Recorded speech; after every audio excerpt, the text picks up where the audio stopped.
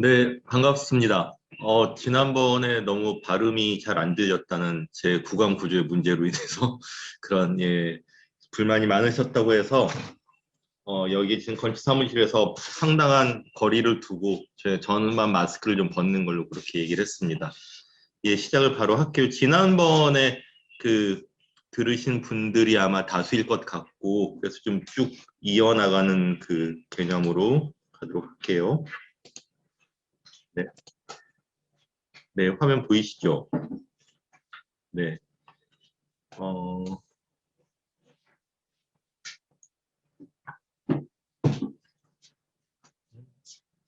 슬라이드. 한참 지나가야겠다. 자, 네, 슬라이드. 지난번에 본 것들 넘어가고요. 네, 오늘 할 얘기는 그래서 이제 탄소 발자국과 배출 제로 사이에서 우리가 무엇을 할 수 있고 해야 할까? 이걸 조금 더 구체적으로 한 말 더 들어가는 이야기를 하려고 하고요. 예전에는 우리가 환경하고 경제 또는 환경하고 일자리가 대립적인 것으로 보통 우리가 많이 얘기를 했죠. 둘 중에 하나는 포기해야 되는 것으로. 그러니까 제일 흔한 말로 야 먹고 살기도 힘든데 무슨 환경이야 뭐 이런 얘기가 대표적이죠. 그리고 너무 환경 하면은 기업의 어떤 수출 경쟁력이 떨어지거나 이런 식으로 많이 얘기를 하곤 했습니다. 그러니까 환경 이슈는 뭐 선진국에서 하는 것 또는 중산층이 하는 운동이다라는 인식도 많았죠. 그런데 지금 기후변화 문제는 절대로 그렇지 않다는 것을 보여주고 있어요. 2006년에 니콜러스 스턴이라는 그 영국의 경제학자인데 이분이 그 스턴 리뷰라는 거를 발표했습니다. 기후변화 경제학인데요. 무슨 얘기냐면은 그 전에 예상되었던 것보다 기후변화가 가져올 경제적인 데미지가 훨씬 클 수 있다는 거죠. 그래서 아무런 대응을 하지 않으면 대공황이나 아니면 양차 세계대전 같은 유례없는 경기 침체를 겪게 될 것이다. 지금 빨리 대응을 하면은 비교적 적은 비용으로 일자리와 환경을 다 지킬 수 있지만 이게 늦어버리면 억만금을 줘도 이제 복구가 되지 않는다는 그런 보고서죠. 그러다 보니까는 이제 이게 환경하고 일자리가 이 양자택일의 문제가 아니구나. 환경 특히 기후를 지키는 것이 일자리를 지키는 것이다. 이렇게 인식이 바뀌게 되는 중요한 계기가 됐습니다. 그 외국 노동조합의 구호 중에 그런 게 있어요. There is no job on a dead planet. 그러니까 죽은 지구 위에는 일자리도 없다. 이것도 일맥상통하는 이야기가 되겠죠. 그래서 이 쉽게 말하면 공해산업, 오염산업, 온실가스 다배출 산업에서 이렇게 그 녹색 산업으로 전환하는 게 일자리도 지킬 수 있고 이것을 북미나 유럽의 노동운동에서는 정의로운 전환, 저스트 트랜지션이라는 어떤 개념과 어떤 정책 프로그램으로도 제시가 되고 있습니다. 그래서 보시면 이 오른쪽 그림을 보시면 석탄 이후에도 일자리가 있을 수 있다. 뭐 태양광, 풍력, 뭐 전기 버스 이런 것들이 있다는 거죠. 이게 그린 앤 페어 퓨처 이거는 영국 노총에서 만든 팜플렛인데 보시면 이렇게 오염 뿜뿜 굴뚝 산업에서 이제 이 태양광하고 풍력이 있는 이 저푸른 초원으로 노동자들이 이제 아름답게 행진을 하고 있잖아요. 그래서 이런 그림은 가능한데 이게 현실화되기는 또 많은 난관이 있죠. 이렇게 이런 전환이 부드럽게 모두의 동의 속에 이루어진다는 보장은 없습니다. 바로 왼쪽의 그림은 되게 비슷해 보이지만 느낌이 좀 다르죠. 이 녹색융단을 밀고 있는데 이 녹색융단을 너무 빨리 밀어붙이면은 이 오염을 유발하는 도시의 공장과 이 자동차를 타고 있는 사람들은 깔려 죽겠죠, 여기. 근데 생각해 보면 이 융단의 왼쪽에 있는 사람과 오른쪽에 있는 사람은 자기 가족일 수도 있어요. 친구일 수도 있고. 그러니까 아무리 좋은 정책도 충분한 어떤 동의와 설득이 뒷받침되지 않으면 어려워질 수 있는데 바로 아래 그런 사례가 나옵니다. 이 프랑스의 노란 조끼 시위도 3년 전에 굉장히 격렬하게 벌어졌는데 탄소 배출을 줄이기 위해서 마크롱 대통령이 유류세를 인상하려고 했죠. 하려고 하니까 이 파리가 너무 임대료가 비싸서 교외로 이제 밀려난 그 생계형 통근자들이나 트럭 운전사들이 반발을 한 거죠. 아니 저 온실가스를 정말 많이 배출하는 대기업에 대해서는 뭐라고 안 하면서 왜 우리한테 부담을 전가하냐. 이렇게 되다 보니까는 이제 마크롱 대통령이 이 유류세 인상을 철회하게 됐죠. 또 이 오른쪽에 왼쪽에 보시면은 그 세제테 CGT는 프랑스에서 가장 급진적인 노동조합인데 여기서는 그 가장 노후한 핵발전소 페센하임 원전이라고 있습니다. 우리나라 고리 1호기랑 나이가 같아요. 78년에 이제 가동이 시작됐는데 이제 수명을 더 연장하지 않고 폐쇄하기로 프랑스 정부가 결정을 했는데 이 노동조합에서는 가장 진보적인 노동조합인데도 이 지역의 경제와 일자리는 어떻게 하느냐 이러면서 반발을 하는 거예요. 그 페센하임 노후 원전 폐쇄를 반대하는 거죠.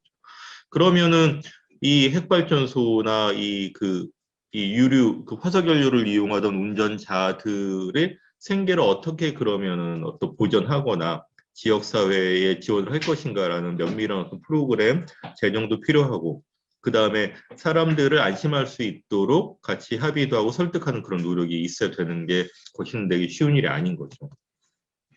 그리고 또 우리나라는 지금 보시면 이게 기후위기 지도라고 작년에 세계일보에서 처음으로 한번 작성이 됐던 건데 이 색깔이 진할수록 온실가스 다배출 산업에 대한 경제 의존이 높은 데를 나타내요. 그러니까는 충남의 석탄화력 발전소랄지 이쪽에 그 광양의 제철소 이런 데들, 그 다음에 그 강원도의 그 석탄화력이나 가스화력 단지들, 그 울산의 조선소 이런 데들이죠. 이런 데는 그렇지만은 이런 산업에 일자리도 많이 그 의존을 하고 있고 지자체는 이쪽에 그 법인세 아니면은 그 뭐 자원 시설 지원세 이런 수입이 상당하거든요. 그래서 진짜 정부가 급격하게 온실가스 감축 정책을 해서 이런 산업을 줄이겠다고 하면 굉장히 큰 타격을 받게 되겠죠. 그래서 이 리스크 순위를 종합해서 보니까 제일 리스크가 큰 데가 충남 당진 보령 태안 경남 거제 울산 동구 이런 데고 리스크가 제일 작은 데가 서울 용산구, 용산이 제일 작네요. 종로, 중구, 강남 서쪽. 그냥 가장 에너지를 싸게 편안하게 살고 있는 데가 제일 부담도 적은 거예요. 이건 뭔가 이건 불평등, 불공정의 문제겠죠.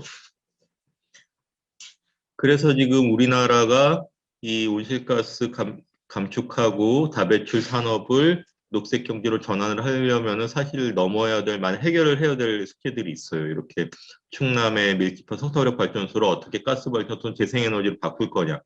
그럼 거기에 의존하던 경제하고 노동자들은 어떻게 할 거냐. 그리고 저 오른쪽 보면 내연기관 자동차가 전기차나 수소차로 바뀌면 부품이 60% 정도가 필요합니다.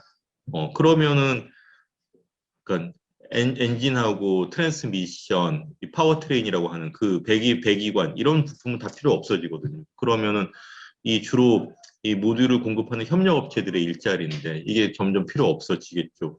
생각보다 빨리 올 수도 있습니다. 2030년 정도면은 내연기관 가솔린차, 디젤차 생산 판매를 중단할 수도 있기 때문에 빨리 대책이 필요하죠.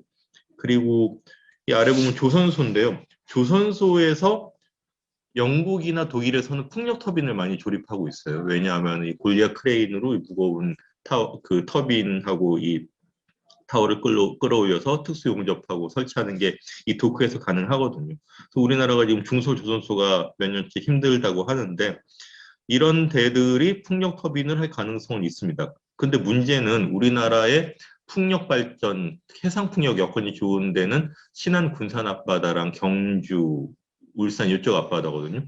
근데 조선소가 몰려있는 건 통영 거제인데 이쪽에 용접 노동자는 이 신안이든 울산이든 가서 일을 할 수 있지만 지역 경제가 따로 옮겨가기는 어려운 거잖아요. 이런 그러니까 시간적, 공간적 매칭의 문제가 있죠. 그리고 지금 창원에 보면은 두산중공업 노동조합이 신한울 3, 4호기 원전을 재개해달라고 계속 캠페인을 작년부터 하고 있거든요. 그런데 이게 두산중공업은 매출의 70%는 석탄화력이에요. 15%만 원전인데 그러나 이 국제적으로 석탄화력 발전소 수주가 줄어들다 보니까 원전이라도 해달라 이렇게 얘기를 하는데 근데 두산중공업은 우리나라에서 풍력 터빈이나 ESS나 스마트 그리드 이런 기술도 제일 좋아요. 그래서 미래에 3, 4년 뒤에 먹거리는 있는데 당장이 어렵다는 거죠. 근데 이런 거를 그냥 두산중공업 기업에 지금 3조 원 정도를 지금 정부가 지원을 해줬거든요. 근데 이게 정말 이 녹색 경제로 전환을 도우면서 창원 경남 쪽의 경제도 이렇게 말하자면 체질을 바꾸는 그런 쪽으로 좀 뉴딜 정책 같은 것들도 좀 결합이 되어야 되는데 지금 그렇지 못한 상황입니다. 그린 뉴딜은 조금 이따 다시 말씀드릴게요. 그리고 한국의 좀 그러니까 정의로운 전환 그게 좀 어려운 잘 안 된 사례를 하나 좀 공유를 하고 싶은데 뭐냐 하면은 아시는 분 있을지 모르겠는데 1989년 90년 이때 한참 그 이 석탄 산업 합리화 정책이라는 게 펼쳐졌어요. 그러니까는 이 도시가스가 많이 보급되고 연탄 활용이 줄다 보니까 일제시대 때 개발됐던 태백삼척 고한, 사북정선 이런 데가 다 이제 탄광이 이제 부실 업체가 많아진 거죠. 그래서 이것을 정부가 지원을 해서 체불임금하고 퇴직금 해결하고 그 사업주가 사업을 정리하도록 유도하는 그런 정책인데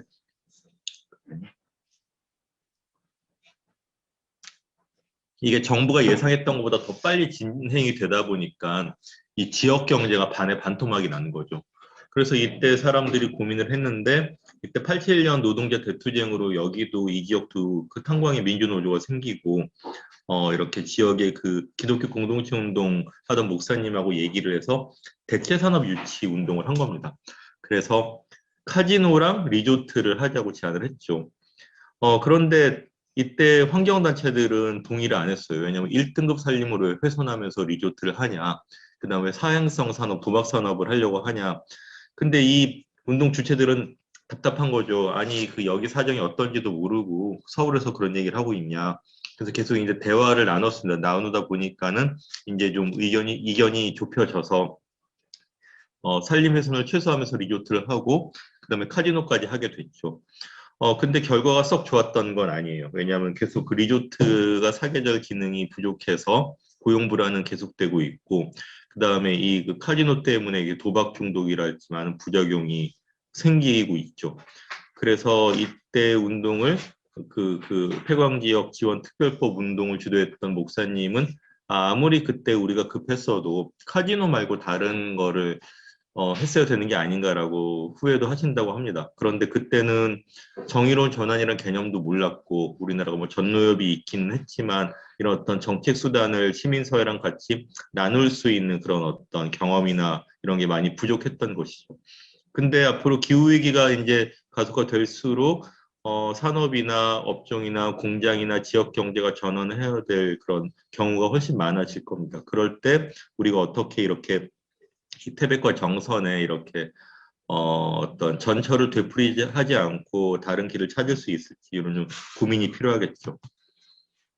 그리고 뭐 지난번 강의 때도 얘기를 했지만 이 유엔이든 정부가 움직이는 게 너무너무 늦기 때문에 더 이상 못 참겠다, 못 믿겠다 이렇게 해서 전 세계적으로 자발적인 기후 행동이 벌어지고 있습니다. 350.org라는 단체는 지금 온실가스 대기 중 정도가 410ppm이 넘어가고 있는데 350ppm으로 끌어내야 된다. 이게 단체 이름이에요. 그리고 이 오른쪽에는 이 공룡뼈가 있는 게 그 영국의 그 자연사 박물관인데 여기를 점거하고 시위를 하는 게 그 멸종 저항이라는 단체입니다. 익스팅션 레벨리온이라고 영어로는 하는데 그 뭐냐면 이제까지 진시대를 통틀어서 5번의 대멸종이 있었는데 기후 변화로 6번째 대멸종이 올 것이다. 그럼 거기에 몸으로 맞서겠다는 게 이 단체 이름의 의미예요. 그리고 그레타 툰베리가 시작한 프라이데이 포 퓨처 FFF 미래를 위한 금요일에서 금요일마다 학교를 결석하고 기후위기 대응을 촉구하는 이런 시위도 벌어지고 있고 이게 이제 한국에도 파급이 된 것이죠. 그다음 독일의 엔데 겔렌데라는 단체는 아예 이렇게 갈탄 노천 탄광을 점거를 해서 아니 우리 그 석탄 캐서 쓴 다음에 무슨 배출권을 거래하네 탄소 가격이니 이런 거 소용없다. 아예 이 구호가 keep it under the ground예요. keep it in the ground. 땅속에 그냥 둬라. 그런 운동까지 이렇게 점거를 활발히 하고 있습니다. 그러니까 이제 뭐 정부도 조금씩 바뀌고 있는 거죠. 우리나라는 이제 재작년 9월에 이렇게 전 세계적인 그 크라임 스트라이크에 맞춰서 기후위기 피상행동이라는 단체가 결성됐고 전국에서 시위가 있었습니다. 7천 명 정도, 서울에서 5천 명 이랬죠. 이날 물어보니까는 도쿄에서 3천 명이 했대요. 그래서 우리가 이겼다고 좋아할 게 아니죠. 5천 명은 너무너무 적은 겁니다. 이날 전 세계적으로 몇 명? 700만 명 정도가 시위에 나갔다고 하거든요. 그러면은 뭐 베를린이나 뭐 시드니나 이런 데서는 몇십만 명이 시위에 참가했다는 그런 얘기입니다. 그래서 기후위기 비상행동은 정부가 기후위기의 어떤 과학적 사실을 인정하고 직시할 것부터 해서 1.5도 목표 달성을 위한 온실가스 배출 제로 목표 수립 등등을 이야기하고 있죠. 여기서 제가 지난번에 탄소 중립하고 배출 제로의 차이 말씀 안 드렸죠. 그죠? 그랬던 것 같아요.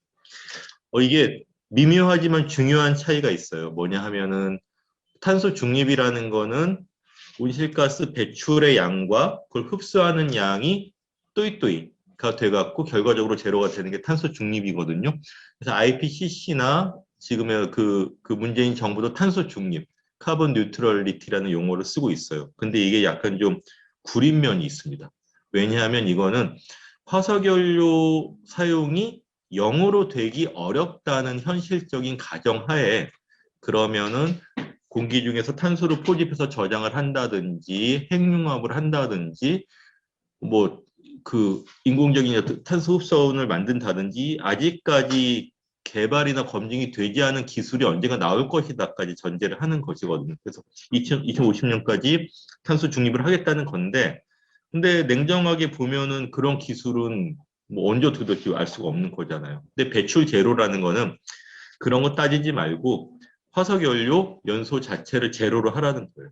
그렇게 된다고 하면은 흡수원은 결국 산림이나 농토 정도밖에 없기 때문에 흡수원이 많이 늘 것을 가정하지 않는다면 배출 제로를 더 빨리 해야 할 수밖에 없는 거죠. 2050년에 탄소 중립을 해서 1.5도가 된다면은 그게 아니라 2040년까지 배출 제로로 앞당겨야지 1.5도가 된다는 것이기 때문에 탄소 중립이라는 용어를 쓰는 것은 무언가 안일하거나 불확실성을 노정하고 있다라고 저희는 얘기를 하고 있습니다. 그래서 사실 기후위기 비상행동에서는 공식 문서나 어떤 입장에서 탄소 중립이라는 용어를 안 쓰고 배출 제로를 다 쓰고 있죠. 자, 그래서 그린 뉴딜 얘기를 조금 해볼게요.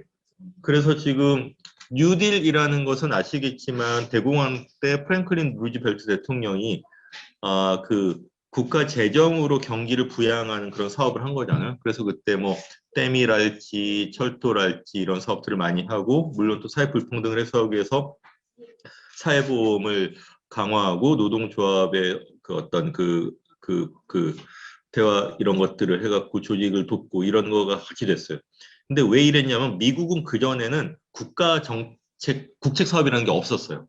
다 기업에 맡겼죠. 뭐 카네기, 뭐 포드 알아서 이제 그 대기업이 재벌이 잘하면 다 국가가 굴러간다고 생각했는데 대공황은 그게 아니라는 게 드러난 거예요. 그래갖고 이렇게 뭐 후보 댐이랄지 이런 국책공사란 최초의 그런 근데 많은 성과를 거뒀죠. 실업자도 줄고 그 복지도 강화되고 그런데 이게 이제 그린 뉴딜은 뭐냐면 이런 비슷한 거를 이제 기후 위기 시대에 녹색 뉴딜을 하자는 것이죠. 그래서 뭐 간단히 말하면 재생에너지나 에너지 효율화 사업을 그러니까 국가 재정을 많이 투입을 하거나 민간 자본을 유치하거나 해서 온실가스도 감축하고 거기서 일자리도 만들고 사회 불평등도 줄이자는 겁니다. 요곳에 근데 사실 그린 뉴딜은 오바마 대통령 때부터 있었던 용어예요. 근데 이게 다시 나온 거는 이렇게 그 오카시오 코르테즈 이런 그 사회 운동에서 나온 그런 어떤 정치 세력화도 있었고 또 하나 이렇게 제레미 리프킨 같은 사람들이 이론적 기반도 제공한 게 있습니다. 아시다시피 리프킨은 어마어마한 세계적인 석학이죠. 뭐 수소 경제, 뭐 엔트로피, 뭐 노동의 종말 이런 어마어마한 책도 썼고 그래서 글로벌 그린 뉴딜이라는 책을 썼는데 이분이 너무 기술하고 시장을 침봉한다는 비판도 있지만 어떻게 스케일은 되게 대단하고 치밀합니다. 그래갖고 심지어 이 리프킨의 구상에도 노동조합 연기금을 활용하고 지역 공동체를 위한 정의로운 전환 기금을 마련하고 이런 것들이 다 있어요. 그리고 이게 이제 미국 민주당에서 구체화됐죠. 사실은 조 바이든은 후보 시절에 그린 뉴딜을 그다지 관심은 없었습니다. 근데 버니 샌더스하고 엘리자베스 워렌 같은 인기 있는 후보들이 그린 뉴딜을 다 하나같이 얘기를 하니까는 바이든도 이걸 받아들이게 된 것이죠. 그래서 버니 샌더스는 이게 어느 정도냐 하면은 그 한화로 한 이경원 정도. 미국은 천조국이기 때문에 이경원 정도 해야지 이게 그린 뉴딜이 좀 된다 정도가 있습니다. 네. 그 다음에 여러 가지 그 공공사업이나 원주민의 권리 이런 것들이 나왔고요. 이제 이게 버니 샌더스가 이제 중도 하차한 다음에 샌더스의 정책팀이 바이든 캠프로 다 들어갔어요. 그래갖고 이 기후랑 에너지 분야의 TF에서 정책을 사실 거의 다 만들어 줬습니다. 근데 바이든은 그린 뉴딜이라는 말을 쓰기 싫어했어요. 그 TV 토론 때도 안 썼어요. 그냥 나는 바이든 기후 계획이다. 왜냐하면 그린 뉴딜 하면은 하도 저쪽 미국 그 보수 쪽이나 폭스뉴스 이런 데서 이거는 소셜리스트 폴리시다 이런 식으로 자꾸 비판을 하니까는 꼬투리 잡기 싫어갖고선 바이든 기후 계획이라고 했지만은 내용은 그 버니 샌더스께 거의 다 들어가 있다고 보면 됩니다. 유럽연합도 비슷하게 그린 딜. 왜냐면 또 여기는 뉴딜 하면은 너무 미국 냄새가 난다고 보는 거예요. 그래갖고 유럽연합 우리는 그냥 그린 딜이야. 거대한 거래 또는 계약 사업이야. 이렇게 했고 영국은 그린 인더스트리얼 리볼루션이라는 표현을 또 쓰고 있어요. 자기는 산업혁명을 했던 나라니까 이번에는 그린 산업혁명이다. 이런 식으로 하고 있고 여하튼 그린 딜은 훨씬 더 좀 종합적인 그런 어떤 변화를 위한 정책들이 포함되어 있고요. 그래서 지금 루즈벨트 대통령의 뉴딜은 대공황과 경제 위기 때 수요 진작이 중심이었다면 그린 뉴딜은 에너지 전환하고 온실가스 감축이 다 중요한 것이죠. 근데 그것으로 충분하냐 하는 얘기는 할 수가 있어요. 왜냐하면 경제 성장과 수요 진작을 계속하면서 과연 온실가스 감축이 가능한 것이냐 이런 문제 제기를 할 수가 있는 것이죠. 그래서 근데 너무 우리나라는 그린 뉴딜을 너무 가볍게 쓰고 있는 경향이 있습니다. 20대 총선 때 정의당, 녹색당, 민주당에서 비슷한 내용이 나왔고 지금 코로나 위기 대응하면서 한국판 뉴딜을 발표하면서 한국판 그린 뉴딜이 같이 발표가 됐죠. 그러니까 문재인 대통령이 지시를 한 것인데 사실은 정말 신기하게도 미국 민주당의 그린 뉴딜이나 유럽연합의 그린 딜은 온실가스 감축이라는 게 제일 위에 있거든요. 온실가스를 이만큼 감축해야 되는데 지금 상태로 안 되니까는 그린 뉴딜이라는 새로운 사업을 넣자. 뭐 그래갖고 뭐 기업도 바꾸고 일자리도 바꾸고 지역도 바꾸고 이렇게 그래서 이런 결과로 이만큼 온실가스 감축을 할 것이다라고 이렇게 나오는 거예요. 근데 한국판 그린 뉴딜은 온실가스 감축 얘기가 없어요.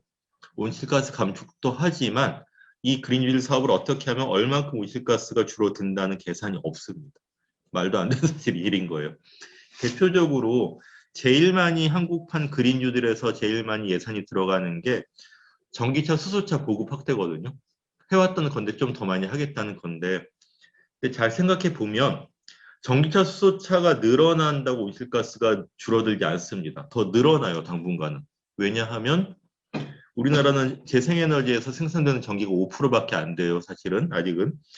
근데 전기차가 늘어나면은 그럼 그 전기를 어떻게 충당하냐? 결국 석탄화력 발전소나 가스화력이나 원자력 발전소에서 나와야 되는 거죠. 게다가 전기차가 지금 보통 어떻게 합니까? 집에 가솔린차나 SUV 한 대 있고 서브카로 전기차를 또 하죠. 그러니까 오히려 도로를 다니는 자동차는 더 늘어나거나 집집마다 에너지를 쓰는 자동차가 더 늘어날 수가 있다는 거예요. 그 제주도 같으면 그 탄소 제로 카본 프리 아일랜드 이렇게 약간 4, 5년 전부터 전기차 보고 굉장히 많이 했잖아요. 근데 제주도가 온실가스 감축이 줄었냐? 미세먼지는 줄긴 줄었어요. 그러나 렌트카도 늘어났고 렌트카 전기차도 늘어났고 그냥 전기차도 늘어났고 했기 때문에 제주도 전체에서 쓰는 에너지는 더 많아진 겁니다.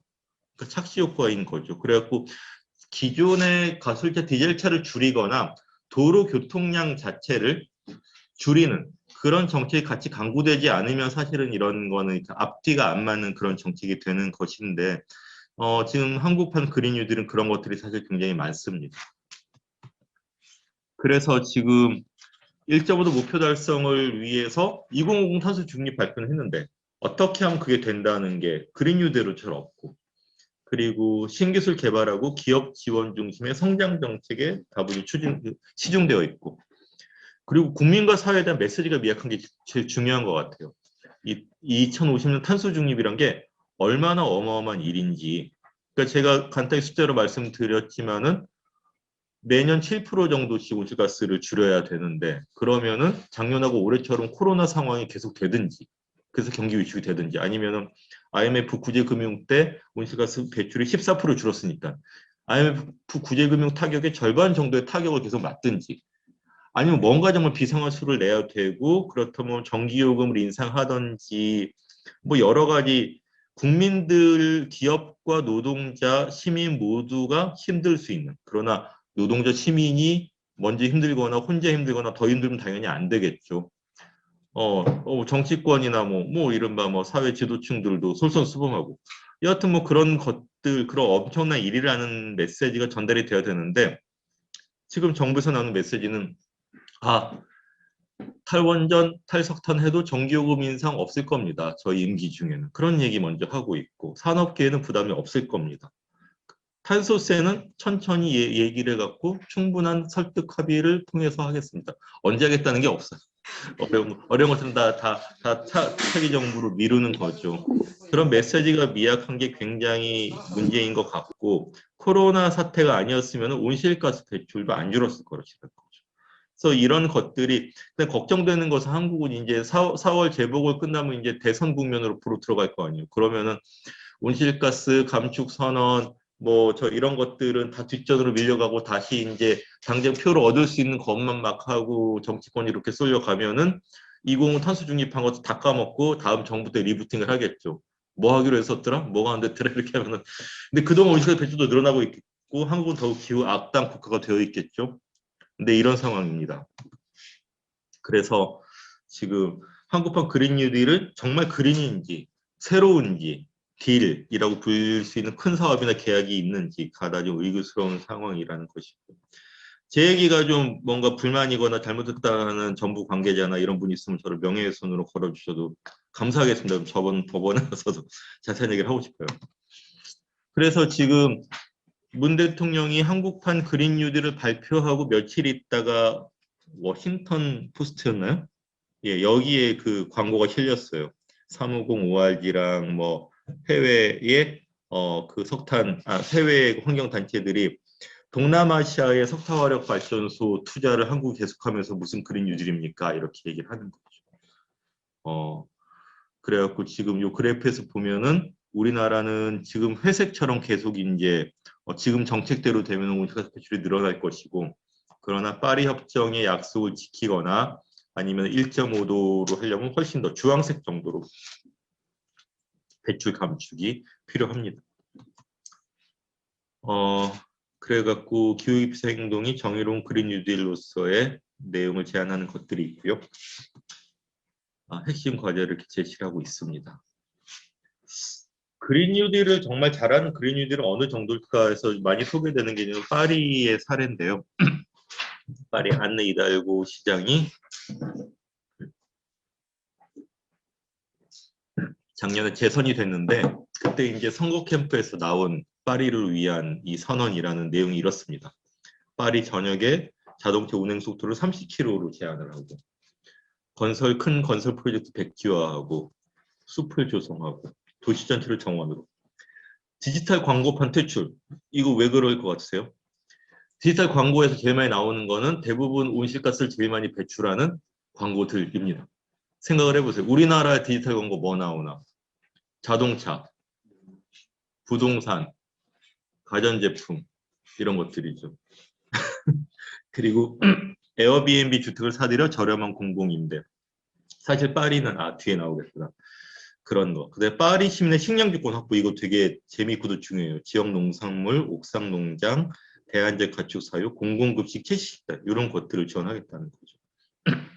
그래서 굉장히 우리와 상식과는 다른 이런 게 그린 뉴딜에서 더 필요한 걸 수도 있습니다. 오히려 있던 거를 줄이거나 안 해야 될 걸 제대로 안 하는 게 필요한 그린 뉴딜일 수 있는 거죠.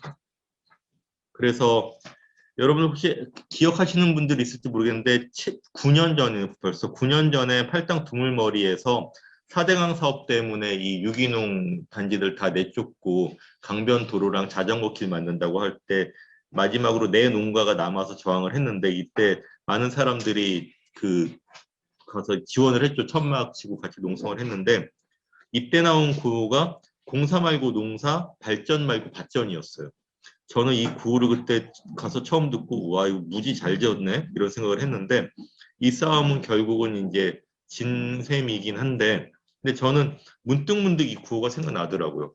와, 공사 말고 농사, 발전 말고 발전. 이게 진짜 우리한테 필요한 미래 비전, 국가 비전이 아닐까 이런 생각이 드는데 사실 코로나와 기후위기 시대에는 정말 이런 어떤 구호나 구상이 필요한 거죠. 지금 뭐 전기 자동차 더 하고 뭐 건물 에너지 효율화 이 정도 그림들로는 안 되는 것 같습니다. 그리고 지금 제가 그 건치 선생님들한테 번데기 앞에 주름을 잡아야 되는데 코로나 바이러스 얘기 잠깐 해볼게요. 그러니까 이 코로나 바이러스가 이 그 기후 위기랑 관련이 있다는 얘기는 이제 굉장히 많이 나오고 있죠. 뭐 심지어 뭐 그 9시 뉴스에도 나오는 거니까요. 코로나 19 바이러스 자체가 기후 변화 때문이다라고 단정할 수는 없지만 이런 식으로 온난화가 되고 생태계가 파괴되고 그래갖고 인수공통 감염병의 매개체가 이 서식지를 잃고 인간하고 이제 접촉이 많아지게 된다는 거죠. 영구 동토층이 해빙하면서 우리한테 낯선 바이러스가 나올 수도 있고 풍토병들이 이제 그 대륙을 넘어가면은 이제 그 면역력이 없기 때문에 그다음에 전반적으로 기온 상승과 습도 상승이 병원균은 증가시키고 사람들과 가축들은 약하게 만들고 이래서 이제 코로나19가 이 백신이나 치료제가 보급돼서 뭐 변종 같은 게 걱정이 되긴 하지만은 다행히 고비가 꺾인다 하더라도 코로나와 비슷한 그런 어떤 이 팬데믹은 계속 이제 빈발하게 될 것이다라는 우려가 많아지고 있는 겁니다. 근데 코로나19 때문에 좋아진 것도 있죠. 대기가 맑아지니까 이게 자동차랑 공장이 이제 줄어드니까요. 인도 북부에서 히말라야가 30년 만에 보였다는 것이.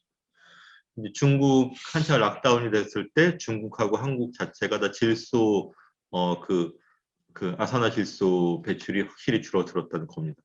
그런데 이게 이제 락다운이 풀리면 금방 돌아오죠. 자동차랑 공장이 다 움직이기 시작하면. 그러나 이런 차이가 실제로 대기의 질도 바꾸고 온실가스 배출량도 줄일 수 있구나라는 걸 우리가 알게 됐습니다. 그래서 지금 이렇게 되는 거예요. 그 세계적으로 큰 어떤 위기 때마다 온실가스 배출이 줄어들었어요.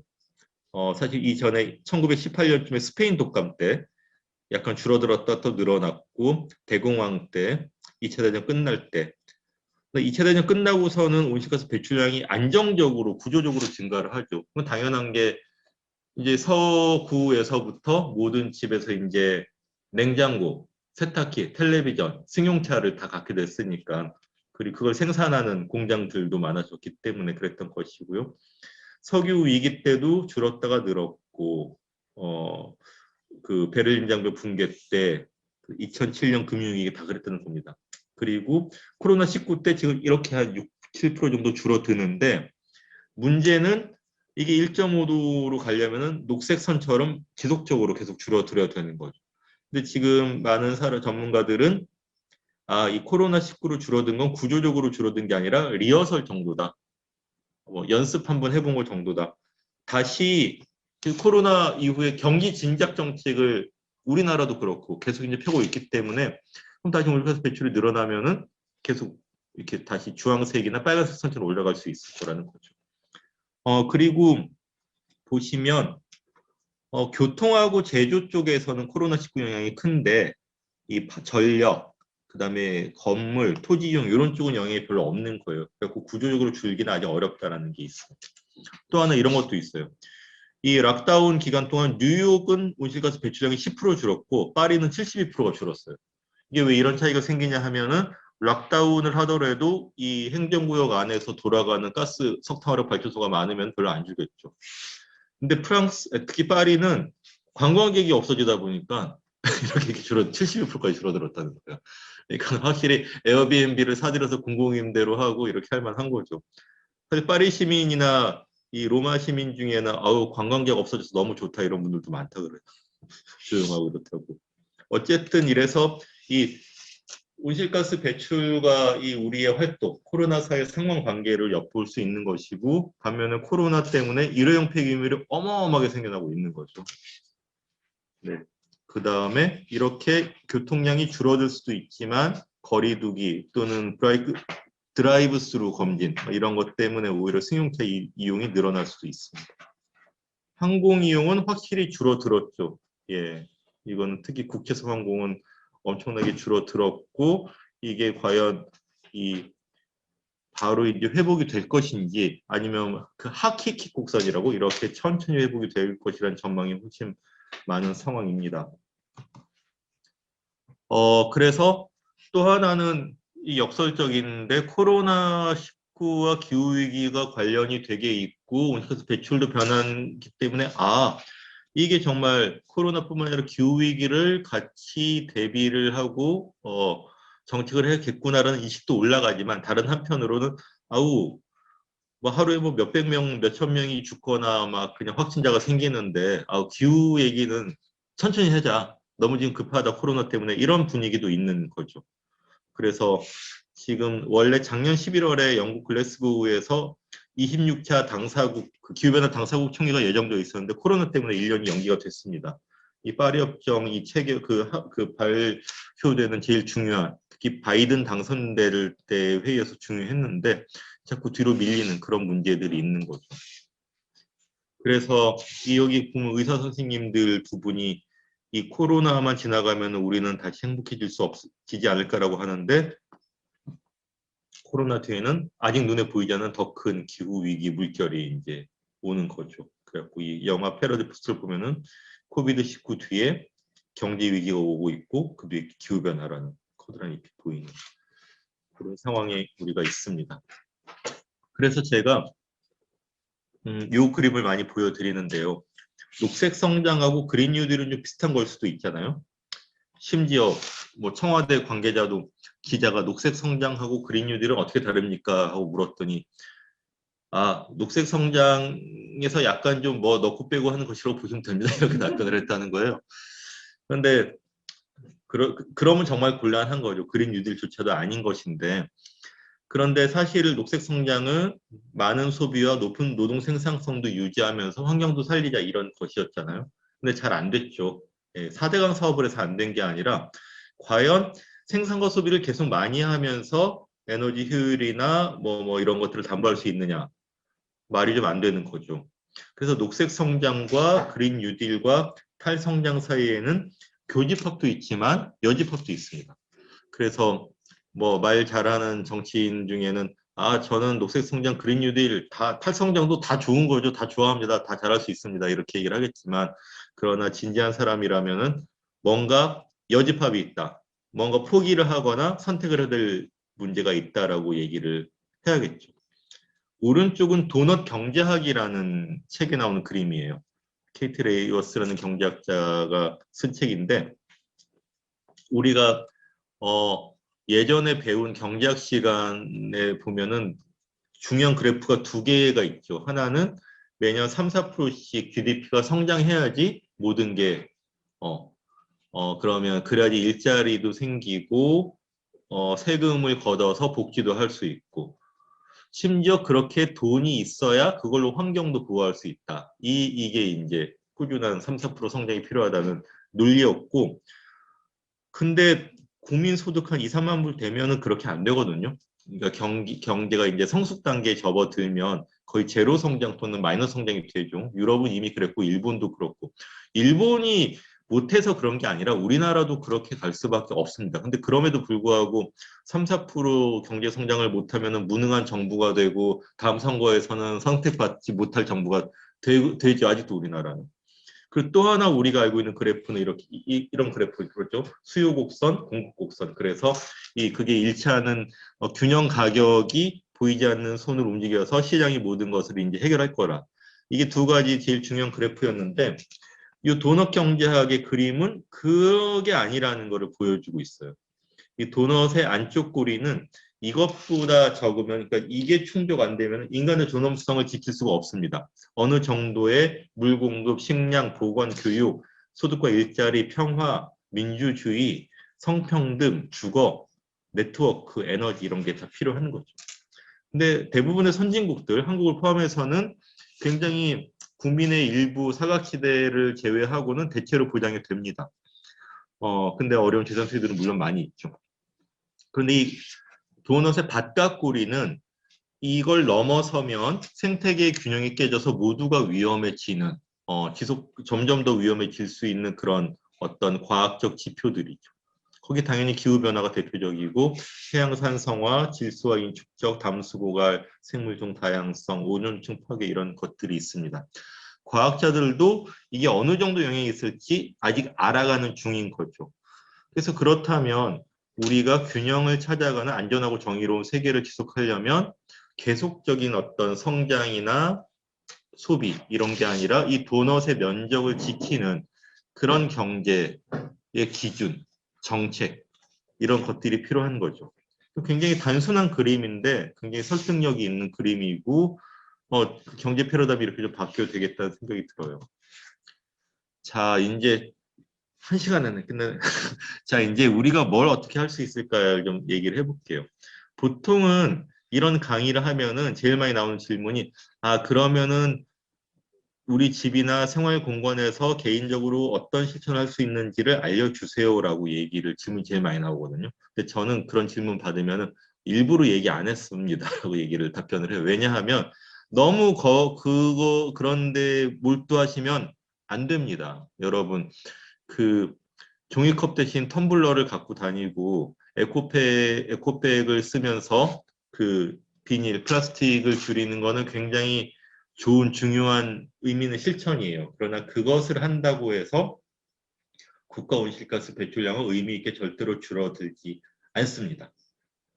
우리나라 10대 다배출 기업이 배출하는 총량이 우리나라 총 배출량의 절반이거든요. 그리고 무엇을 만들어서 소비할 때까지 배출되는 탄소양, 이거를 보통 탄소 발자국, 카본 풋프린트라고 많이 하는데 굉장히 유용한 개념이긴 해요. 왜냐하면 우리가 평소에 눈에 보이지 않는 것을 알게 하거든요. 그래서 예를 들어서 우리가 한 끼 식사를 할 때 1인분을 된장찌개 백반을 먹으면 온실가스 배출량은 요만큼입니다. 근데 평양냉면을 먹으면 이만큼이에요. 왜냐하면 소고기 육수를 우려내기 때문이죠. 그런 것들이 평소에 안 보이기 때문에 탄소 발자국을 이렇게 재는 것 중요합니다. 그리고 이렇게 집집마다 베란다 태양광을 하거나 이런 것도 굉장히 의미가 있죠. 그러나 우리들의 탄소 발자국을 다 합친다고 우리나라 전체의 온실가스 배출량이 절대로 나오지 않는 거예요. 여기로 카운트 되지 않는, 더 많이 배출하는 데들은 안 보이게 되는 거죠. 근데 그렇다고 개인적인 실천이 전혀 무의미하냐? 그건 절대로 그렇지 않습니다. 예를 들어서 지금 이 오른쪽 아래 툰베리가 인상 쓰고 있는데 이 플리히스캄이라는 이게 스웨덴 말인데 그러니까는 플라이트 쉐임 영어로 비행 지옥, 비행 수치라는 그런 의미예요. 뭐냐 하면은 툰베리는 교통수단 중에 특히 온실가스 배출량이 많은 비행기를 타는 게 나는 수치라고 생각을 해서 안 타겠다. 그리고 실제로 재작년 9월에 뉴욕에서 열린 그 기후행동 정상회의에 비행기를 안 타고 대서양을 태양광 요트로 횡단을 했죠. 물론 어떤 사람들은 이게 툰베리를 같이 보살피려고 어른이 한 서너 명이 같이 타고 이래저래 호송하는 그런 가드하는 또 배도 같이 있고 이래갖고 배출량이 적은 게 절대로 아니다라는 얘기도 하지만 그러나 툰베리는 고집스럽게 뭔가 보여주려고 했던 게 있죠. 그리고 이 툰베리의 이런 호소에 화답한 운동이 플리스캄 운동, 플라이쉐임 운동이 벌어졌어요. 뭐냐 하면은 특히 철도로도 갈 수 있는 고속철도로 갈 수 있는 거리의 단거리 항공편은 나는 그러면 안 가겠다는 거예요. 대신 고속철도로 이용하겠다. 그게 30분, 1시간 정도 더 걸린다 하더라도. 근데 사실 비행기는 공항까지 가서 또 체크인하고 검색하고 웨이팅하고 이러면서 하면 사실은 큰 차이는 없습니다. 우리가 그렇죠. 특히 서울에서 부산을 가든 서울에서 목포로 가든 비행기로 가나 기차로 가나 사실은 오히려 기차가 더 집에서부터 시간은 빠를 수도 있죠. 편도 훨씬 많고. 그래서 뭐냐 하면은 내가 뭐 브뤼셀에서 저기 뭐 독일의 저기까지 프랑크푸르트까지 업무가 있어. 출장을 가야 되는데 나는 비행기 대신 기차를 탔다.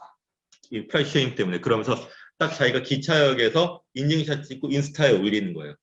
나는 이거 했다. 그게 유행이 된 겁니다. 그래갖고 스웨덴, 노르웨이 덴마크 이런 데서는 이 프라이시엠 운동이 지금도 활발히 펼쳐지고 있고, 그래서 실제로 코로나 이전인데도 스웨덴은 이 국내선 단거리 항공편 이용이 상당히 줄었었대요. 대신에 그만큼 고속철 이용이 늘어나고. 그러니까 이건 뭐냐면은 톤베리의 개인의 실천이지만 더 많은 행동으로 확산이 되고 그렇게 된다면은 그래갖고 이 항공사들도 철도 쪽으로 오히려 이걸 자기 스스로 전환을 한다든지 아니면 국가 정책도 이쪽으로 더 바뀌게 되겠죠. 그런 점에서 개인의 실천이 더 연결되고 확산될 때에 사실 의미가 있는 거라는 말씀을 드리겠습니다. 또 하나 지역에서 할 수 있는 많은 게 있죠. 뭐 에너지 자립 마을, 에너지 전환 마을을 만들다든지 아니면은 지역 수준에서 그 인식 제고 캠페인을 한다든지. 요거는 피딩도 5천인데 요거는 지역에서 할 만한 재미난 사례로 좀 말씀드리고 싶은데 뭐냐 하면은 성경의 오병이어의 기적이 있잖아요. 5조각의 빵과 2병의 포도주로 5천 명을 먹인 기적인데 거기에 모티브를 얻어서 시작된 행사예요. 그러니까 뭐냐 하면은 그 플랜 드로우다운 지난번에 얘기했던 거기 보면은 음식물 쓰레기로 인한 그 온실가스 그러니까는 그 유통 과정에도 못 들어가고 폐기되는 식재료가 30% 정도 된다고 제가 말씀을 드렸어요. 근데 그래갖고 그 조금 뭐 그 흠집난 브로콜리 이런 것들은 근데 슈퍼에 못 팔리는 거죠. 그리고 사실 유통 기한이 살짝 지났다고 못 먹는 건 아니잖아요. 맛과 영양에 문제가 있는 것은 아닌데 이런 것들 다 버려지죠. 그래서 이렇게 지금의 어떤 구조나 관행 때문에 버려지는 식재료들을 다 모아오라고 하는 겁니다. 뭐 일요일 날 뭐 트라팔가 광장으로 다 이걸 모아오세요. 그렇게 모아와서 그러면은 인류 셰프들이 딱 보고선 그날 모여진 식재료를 갖고 메뉴하고 레시피를 정하는 거예요. 그래서 오늘은 시든 시금치가 많이 들어왔다. 그러면은 시금치 야채 카레를 하자. 그래갖고 커다란 숯을 걸고서 이제 요리를 하죠. 셰프들이 하니까는 뭐 맛하고 영양하고 그럴듯하게 나올 거 아니에요. 그래갖고 이제 공짜 배식을 해요. 5,000명, 500명이 올 수도 있고 뭐 2,000명이 올 수도 있겠지만 공짜가 아닐 수도 있겠죠. 뭐 몇천 원 낼 수도 있겠죠, 사람들이. 그래서 그냥 나눠주는 게 아니라 강의를 같이 합니다. 이렇게 버려지는 식재료로 이런 제품을 이런 그 식단을 만들었다. 그리고 우리가 이런 것 때문에 온실가스 배출이나 기후 위기를 이렇게 어떤 가속화하거나 오히려 또 이렇게 막을 수 있다, 완화할 수 있다. 또 이 뭐 고기 식단의 문제점도 이렇다. 이렇게 하면서 남은 식재료도 싸가게 하고 레시피도 주고. 그럼 사람들이 우리가 먹고 사는 것과 관련해서 이렇게 큰 게 있네. 그 인식이 굉장히 크게 빨리 전파가 될 수 있겠죠. 단지 그것만 하는 게 아니라 근데 그러면은 정부가 더 뭘 하면 훨씬 효과가 있을 거 아니야. 예를 들어서 공공급식에서 채식 식단을 넣는다든지 아니면 로컬 푸드를 지원하는 이런 것들에도 세금을 쓴다든지 그럼 그런 것도 요구해야 되겠네. 이런 식으로 더 커지게 되는 거죠. 그래서 거듭 말씀드리지만은 연결되고 더 커지는 게 제일 중요합니다. 그리고 시민단체나 조직들이 할 수 있는 일도 굉장히 많겠죠. 청소년 기후소송을 돕는다든지 아니면 이렇게 코로나 때문에 신발이라도 늘어놓고 시위를 한다든지 아니면 이렇게 교육 워크숍을 한다든지 정당의 기후정책, 탄소중립 정책에 대해서 평가를 해서 발표를 한다든지 이런 활동들이 있을 거고요. 지자체가 할 수 있는 활동들도 굉장히 많이 있겠죠. 네. 근데 이거는 중앙정부가 너무 안 하니까 지자체라도 해야 된다는 것도 있는데 근데 사실 지자체는 이 예산이나 행정력 뭐 이런 것들이 한계가 있어서 많은 경우 테이프 커팅해서 사진 찍고 예산 범위에서 공모 사업하고 끝나는 경우가 굉장히 많아요. 그래서 저는 이런 쪽만 너무 강조돼서 곤란하다는 생각이 듭니다. 그리고 사실 중요한 게 정부하고 기업이에요. 그 그린워시라고 보통 얘기를 하죠. 녹색 분칠. 그러니까는 이렇게 되게 뭐 친환경 또는 온실가스 감축으로 노력을 하는 것 같지만 사실은 다른 나라로 공장을 이전해서 계속 그 다배출 산업을 유지를 한다든지 아니면은 이 녹색 제품은 요만큼 안 녹색 제품 요만큼 이걸 감추는 저걸 한다든지 지금 이 가운데 그림이 2015년에 파리 기후변화 그 협정 회의 때 후원사들이에요. 공식 후원사들. 근데 이 후원사들이 많은 경우 화석연료 지원 기업이나 온실가스 다배출 산업과 연관되어 있는 기업들이죠. EDF 같은 프랑스 전력회사랄지 아니면은 BNP 파리바, 에어프랑스 이런 데들이 다 그 화석 연료 기업에 지원을 한다든지 직접 다배출 산업을 운영한다든지. 이러면 어떻게 되겠어요? 파리 협정 때 모인 그 논의 주체들도 이런 어떤 영향력 속에 사실 있게 되는 거고, 이런 기업들이 받아들여질 수 있는 수준에서만 기후변화 협약을 진행하게 되는 그런 문제들이 있는 거죠. 그래서 지금 청와대가 2050년 탄소 중립을 발표했고, 네, 국회가 기후 입상 상황을 선포했지만, 그러나 이런 겁니다. 이 아랫 얘기를 왜 보여드렸냐면은 온실가스 배출권 거래제에 대한 경제계 의견 발표. 그래갖고 아무리 우리가 데모를 하고 요구를 하더라도 이 기업들의 목소리가 훨씬 정책에 큰 영향을 미치는 거죠. 기업들이 수출을 해야 되는데 너무 힘들어요. 온실가스 배출을 더 줄일 수가 없어요. 이렇게 얘기를 하면은 산업부 공무원은 확실히 그렇죠. 우리나라는 기업에 과도한 부담을 주면 안 될 것 같습니다. 이렇게 얘기를 하면은 옆에 있던 환경부 공무원이 역시 듣고 보니 그렇군요. 그럼 산업계에 부담이 되지 않는 수준과 방식으로 온실가스 감축 계획을 수립해 보겠습니다. 이렇게 나오는 거예요. 어떻게 되겠습니까? 전혀 큰 변화를 만들 수가 없는 거죠. 근데 여러분 광명역의 이케아 광명점, 예, 거기 가보신 분들 많을 텐데 거기 옥상은 안 가보셨을 텐데 옥상이 태양광 패널로 꽉 차 있어요. 그리고 그건 지열 에너지도 많이 쓰고 해서 그 전체 건물의 25% 정도를 자립을 한대요, 에너지를. 근데 그게 이케아 본사의 지침이라고 해요. 그러니까 어느 나라든 그 진출을 해서 매장을 만들 때는 그런 식으로 가급적 에너지를 덜 쓰거나 자립을 하도록 하라는 거죠. 근데 이것도 이케아도 녹색 분실 그린워시네라고 볼 수 있지만, 그러나 그러한 큰 기업이나 에너지를 많이 쓰는 데서 자기 스스로 10% 20%씩 줄여나가는 건 굉장히 큰 차이를 만드는 거거든요.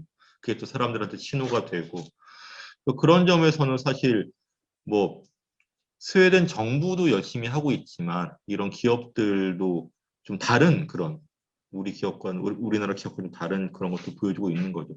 그러니까 결국은 우리의 작은 행동들, 지역과 시민사회에서 행동들도 정부와 기업의 태도를 바꾸게 해야지 비로소 의미가 있는 겁니다. 예, 그래서 혹시 더 관심이 있는 분들 책 찾아보시면 좋을 만한 게 지난번에 기후 변화 심리학, 그 책도 굉장히 좋은 책이고요. 파란 하늘 빨간 지구, 요거는 뭐부터 볼까 하시는 분한테는 정말 강추입니다. 이 조천호 선생님이 국립과학기상원장을 하셨다가, 그러니까 이분이 이 태안 반도에서 그 온실가스 농도랑 맨날 이제 들여다보고 있는데, 이거 뭔가 이게 벌어지고 있는데 하면서 이제 직접 찾아보기 시작했던 거예요. 그래서 이제 퇴임을 하신 다음에, 이게 단지 그냥 이게 이 온실가스 또는 기술만의 문제가 아니라 사회 문화의 문제고 제도의 문제고 정치의 문제고 우리의 삶의 방식의 문제다, 이런 식으로 좀 큰 말씀을 잘 편하게 진지하게 그러나 쉽게 해주고 계십니다. 그 다음에 그레타 툰베리 관련한 책들은 몇 개가 나오고 있고요. 이것이 모든 것을 바꾼다. 요게 이제 나오미 클라인이라는 캐나다 언론인이 쓴 책인데, 영어 제목이 This Changes Everything이고 부제가 자본주의 대 기후예요. 그러니까 기후가 그냥 화석 연료만의 문제가 아니라 자본주의 체제의 문제라는 거죠. 그래서 This Changes Everything에서 This라는 거는 기후 변화, 또 기후 변화되는 인식, 기후 변화 대응으로 활동의 시작, 이 모든 게 This입니다. 그래서 그렇게 This를 시작하기만 하면은 Everything을 건드릴 수밖에 없다는 거예요. 이게 정치의 문제고 산업의 문제고 우리의 제도의 문제고 체제의 문제다. 그게 어려운 게 아니라 당연한 결론이라는 거고, 에브리싱을 우리가 문제 제기하고 같이 바꿔나가는 걸 주저하면 안 된다는 얘기인 거죠. 그리고 최근에 탄소 사회의 종말이라는 책, 여기는 제가 안 넣었는데 조효재 선생님이라고 성공회대에서 인권 강의하시는 분, 이분 얘기가 탄소 사회는 이제 끝나야 되는데 이분 얘기는 기후 변화를 인간화해야 된다는 표현을 쓰세요. 무슨 얘기냐면은 기후 변화가 과학적 데이터와 북극곰의 눈물의 문제가 아니라 우리가 인간으로서 인간들도에서 뭐 계급도 있고 계층도 있고 지역도 있고 기후 난민도 있고 기후 변화를 좌지우지할 수 있는 위치에 있는 권력자나 기업가도 있는 거죠. 그래서 어떻게 인간의 관계 속에서 기후 변화가 악화되거나 우리가 못 보게 되거나 대응을 하기 어렵거나 인간의 눈과 감각과 연대로서 대응할 수 있는지를 느끼게 해야 된다. 그런 얘기를 담고 있어서 이것도 굉장히 추천할 만한 그런 책입니다. 네. 와, 시간 잘 맞춘다. 딱 그래갖고 제가 1시간 정도 강의를 했네요. 네. 하여튼 지난번에 이어서 좀 말씀을 드렸고 오늘은 좀 편하게 좀 여러분들 말씀도 같이 좀 나눌 수 있도록 좀 시간을 가졌으면 좋겠습니다. 네, 사회자님 나오세요. 네. 너무 감사드리고요. 제가 계속해서 1시간 안에 끝내달라고 계속 몇 주, 한 2주 동안 계속 쪼았습니다. 너무 감사드리고요. 그래도 뭐 짧은 시간이지만 굉장히 유익하게 잘 들은 것 같고요. 저번 강의 때도 말했지만 이번 시간에는 좀 여러분들 회원분들 얘기를 좀 많이 듣는 그런 시간이 됐으면 좋겠어요. 그래서 꼭 채팅방 이용하지 않으셔도 되고요. 그냥 자유롭게 음소거 없애시고요. 자유롭게 그냥 편하게 질문하시고 뭐 하실 말씀 있으면 하시고 뭐 사회자한테 물어보고 싶으신 얘기를 하셔도 되고 아니면 본인께서 하고 싶은 얘기 있으면 하시면 됩니다. 자유롭게.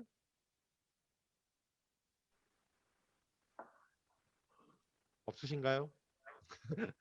한국 사람들은 또 초장은 잘 못하니까 제가 먼저 좀 질문을 먼저 드릴게요.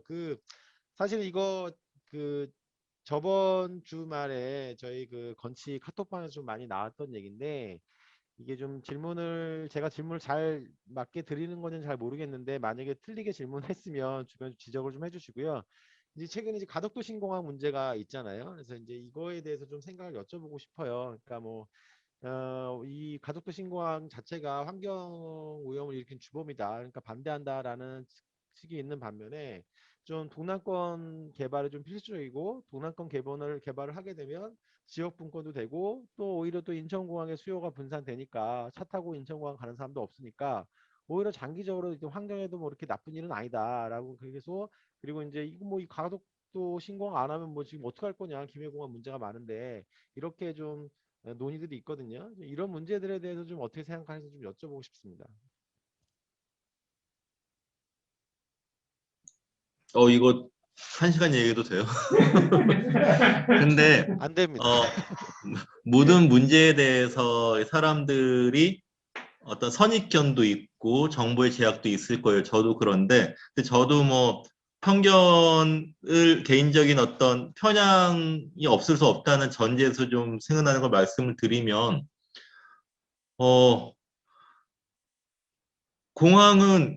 공항보다도 공항에서 비행기가 움직이면 오실가스가 배출이 엄청 많아진 거는 사실입니다. 육상 교통보다 훨씬 많고요. 특히 뭐 철도나 훨씬 많죠. 자전거 도보에 비해서는 몇천 배 많을 겁니다. 근데 하나 남는 건 그거예요. 근데 그러면은 인천공항에서 배출하는 거는 괜찮고 왜 가덕신공항 배출하는 거는 환경 파괴는 온실가스냐?라고 억울할 수는 있죠. 당연히 인천공항의 운항도 가급적 줄여가야 됩니다. 우리가 계속 뭐 저 허브공항 계속 이렇게 한다고 되는 그런 건 아닌 거죠. 한 가지 사례를 말씀드리면 영국 런던의 히스로 공항 굉장히 큰 국제공항이잖아요. 근데 거기서 제3활주로 얘기가 예전부터 한참 됐어요. 2006, 7년 경부터 있었거든요. 그러니까 뭐냐면은 1, 2활주로가 있는데 이게 너무 좁다는 거죠. 그래갖고 서드웨이를 만들어야 된다는 얘기 계속 있었는데 지역 주민들하고 환경단체들이 반대를 했어요. 왜냐하면 당연히 소음, 우리도 뭐 저쪽 서울로 치면은 신월동이나 이런 쪽에 피해가 많죠. 그래서 그 지역 주민들도 반대를 하고, 근데 환경단체들이 최초로, 이거는 온실가스를 많이 배출하는 수밖에 없기 때문에 반대한다는 논리가 나왔어요. 그래서 이게 왔다 갔다 했는데, 그때 보리스 존슨 지금 총리가 그때 런던 시장이었거든요. 그래서 그때 존슨 시장도 반대한다고 그랬어요, 같이. 근데 이게 법적 소송으로 갔는데, 작년에 의미 있는 판결이 있었는데 뭐냐 하면, 최초로 온실가스 감축 정책에 위배된다. 이게 이제 법정 논거로 들어간 거예요. 그래서 저기 파리 협정 이후에 영국 정부가 온실가스 감축 정책을 열심히 하겠다고 약속을 했는데 그것과 제3활주로로 늘어날 항공의 온실가스 배출을 예상을 하면은 배치가 된다. 그래서 이거는 공사를 할 수 없다라고 판결이 나온 거예요. 근데 거기에서 환경단체는 물론 되게 좋아했죠. 물론 그 사이에 환경단체들하고 뭐 이런 데서 엄청나게 계속 히스로 공항에서 그런 시위가 있었어요. 막 그냥 공항 뭡니까 이 대기실 뭐라 그러죠? 공항 로비에서 막 그냥 사람들이 들어눕고 뭐 하고 기후 시위를 한 거예요. 공항에서. 그런 게 사람들한테 이제 인상적으로 남았겠죠. 그리고 법원에서 그런 판결이 있으니까는 영국 정부랑 런던시에서는 오케이 너무 좋아. 항소 안 하겠어. 이렇게 했는데 히스로 쪽에서 사측에서 공항에서 항소를 했죠. 그래갖고 작년 12월에 판결이 다시 나왔는데 위법하지 않다고 나왔어요. 근데 그건 뭐냐 하면 이 히스로 사말주로 계획이 승인된 거는 영국이 강화된 기후 목표를 채택하기 전이다. 그러니까 소급 적용이기 때문에 이것 자체는 위법하다고 볼 수가 없다라고 얘기 나온 거죠. 그래서 뭐 이렇게 뒤집히고 그랬는데 근데 그걸로 문제가 끝은 아닌 거예요. 왜냐하면은 결국 이렇게 온실가스 배출 제로 얘기까지 나오고 1.5도 얘기가 이제 모든 사회화가 됐는데 그러면은 3월주로 계획이 다시 추진되려면은 온실가스 배출량 예상과 실제로 얼마큼 이거를 완화할 수 있는지에 대한 설득력 있는 안이 나오지 않으면은 영국 정부에서도 거부를 하거나 다시 환경영향평가 다시 해라 이런 얘기를 계속 하겠죠. 그리고 그래서 지금 이런 커다란 국책 사업은 공항뿐만 아니라 모든 국책 사업들은 댐이든 뭐든 이제 환경영향평가에 기후 영향평가, 온실가스 배출에 대한 평가가 추가돼야 된다는 게 세계적인 논의인 겁니다. 게다가 코로나 때문에 국제 항공 수요도 줄어들고 그랬기 때문에 전 세계적으로 큰 공항 프로젝트는 하는 나라가 거의 없거나 어렵다고 저는 예상을 하고 있어요. 근데 그리고 지금 그래도 서울 인천까지 그 차로 타거나 기차로 타고 가고 또 비행기 타고 갈 때 온실가스 배출이 더 하지 않느냐라는 말씀이 있는데 기차 고속철도는 항공에 비하면 사실 뭐 10분의 1, 20분의 1밖에 안 됩니다. 그리고 정말 국제선이 정말 없어질 수는 없죠. 근데 그러면은 이것도 김해가 되느냐 가덕이 되느냐 또 얘기를 한참 있지만 김해를 없애지 않는다는 전제에서는 김해 공항에서도 그런 국제선이 늘어날 수도 있고 인천에 운행하는 게 줄어들 수도 있고 그래야 될 필요도 있겠죠. 근데 그거는 김해든 가덕이든 그러니까 결국 저는 남은 한 가지 논리는 왜 수도권은 편하고 부산 경남은 힘드냐 이거밖에 없을 것 같아요. 근데 그거 무시할 논리는 아닌 것이죠. 근데 하나는 그 김해든 가덕이든 여기에 국제선이 취항을 많이 하려면 공항을 만들면 자동으로 되는 게 아니라 부산 경남을 사람들이 많이 오고 가야지 거기에 취항하는 비행기도 당연히 항공사들이 그렇게 편성을 할 텐데요. 그렇게 되는 것이거든요. 그래서 공항이 새로 생기느냐 아니냐는 문제는 아닌 것 같고 그럼 지역 균형 발전을 어떻게 할 거냐 동남권 메가시티 어떻게 할 거냐 이런 건데 이건 굉장히 다른 차원의 이야기죠. 근데 신공항이 과연 그걸 할 수 있는 좋은 방법이냐 또는 보장이 되느냐는 얘기가 가능할 것이고 그거 말고 이게 그 철도 같은 그 교통 네트워크를 강화하는 게 방법이냐 뭐 이런 것들도 비용 대비 효과랄지 아니면 여러 가지 부수 효과를 봐도 저는 특히 한국은 이 그 철도 투자가 아직도 너무 안 돼 있다는 생각이 들거든요. 제 개인적인 경험으로는 여러분 그 울산에서 광주로 기차 타고 어떻게 가세요? 못 가죠. 신탄진까지 대전 신탄진까지 올라가서 내려가거나 아니면 경전선은 지금 화물 말고는 거의 운행이 없잖아요. 그러니까 동서 기차망 자체가 지금 거의 없다시피 한 거죠. 그리고 뭐 저 그 부산에서 목포 갈 때도 마찬가지죠. 그러니까는 심지어 울산에서 광주로 가는 고속버스도 하루에 4대밖에 없었어요. 제 기억에는. 그런 식으로 동서가 거의 끊겨 있는 셈이어서 해야 될 투자들도 굉장히 안 되고 있는 것들이 많고 그리고 경남 특히 부산 쪽이 저는 어떤 발전이 어떤 의미인지도 따져봐야겠지만 발전의 자원이 없느냐 그건 아닌 것 같거든요. 자연 자원이든 문화 자원이든 인적 자원이든 많은데 이것을 연결하는 게 좀 중요한 것이지 이게 이제 화물을 많이 24시간 이렇게 하는 신공항을 이렇게 딱 한다고 그게 이제 저게 뭐야 어떤 그 시너지 효과가 나느냐 그거는 좀 아닐 것 같습니다. 근데 여기에 대해서도 제가 처음부터 말씀드렸지만 저의 어떤 편견 내지 정보 제약도 있을 수 있고 다른 의견도 있을 수 있는데 그러나 좀 영아님은 일로는 얘기를 안 했으면 좋겠어요. 여러 가지 고려 또는 여러 가지 고민들이 있다는 걸 인정을 하고 그러나 우리가 과연 2030년, 2050년의 시점에서 우리는 어떤 그 이 운송, 이동의 방법을 주로 택할 것이고 어떻게 먹거리를 조달하고 어떻게 나누고 살고 있을 건가 또는 어떻게 하는 게 좋을 것인가 하는 걸 좀 생각도 같이 해봐야 되지 않겠나 좀 그런 정도로 말씀을 드리겠습니다. 아, 네. 예, 어려운 답변 감사드리고 뭐 덧붙여서 또 여기에 대해서 말씀하셔도 되고 뭐 다른 질문 있으시면 조금 해주셔도 될 것 같습니다.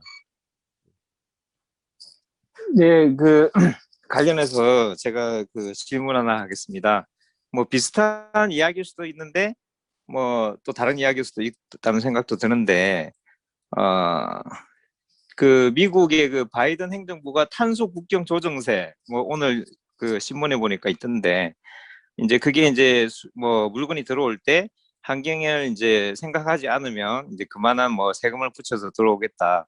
이게 어떻게 보면은 참 그 환경 그 뭐 기후 위기나 뭐 환경을 생각하는 것 같지만은 어떻게 보면은 좀 보호 무역 자기 산업 뭐 이렇게 보호하는 이런 것 같다는 생각도 들고 관련해서 그 온실가스의 어떤 역사적 축적이나 이런 이야기를 들어보면 선진국 이제 거대 다국적 기업 이런 데서 엄청나게 많은 이제 역사적으로 축적을 했는데 실제로 여기서 자 우리 이제 그만하자 이렇게 했을 때 실제로 그 선진국과 저개발 국가에서 이제 그 격차 불평등 그걸 갖다가 더 심화시킬 수도 있고 결국은 이제 함께 해결해야 되는 부분들이 있고 뭐 이제 같이 줄여 나가는 부분들 그리고 같이 좀 이렇게 다음으로 이제 전환을 해야 되는 이런 부분들이 있는데 실제로 이제 책임져야 되고 좀 앞장서야 될 부분 사람들이 이제 그런 부분 그런 국가나 기업들이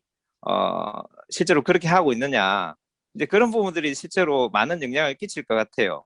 그래서 신공항 문제도 그런 맥락에서 이제 수도권과 이제 뭐 지방 이런 부분들이 있어서 과연 그런 좀 격차나 불평등이 있어서 지금부터 이제 공항 그만 뭐 이런 식으로 가면 분명히 이제 저개발 국가에서나 뭐 지방에서는 충분히 그런 식의 좀 반발이라 불이익을 당할 수도 있고 그 뒤에 어떻게 되는지 더 이제 후져질 수도 있고 더 미개발이 될 수도 있고 뭐 계속 그냥 석탄 석유 여기서는 조금씩 떼고 있고 저기는 막 저렇게 나갈 수도 있고 진짜 뭐 날아다닐 수도 있고 이러니까 좀 그런 좀 게 있는 것 같아요. 예.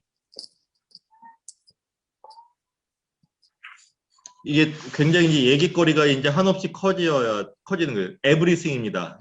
이 디스 에브리싱을 건드리게 되는데 그건 당연하고 필요한 논의이기도 해요.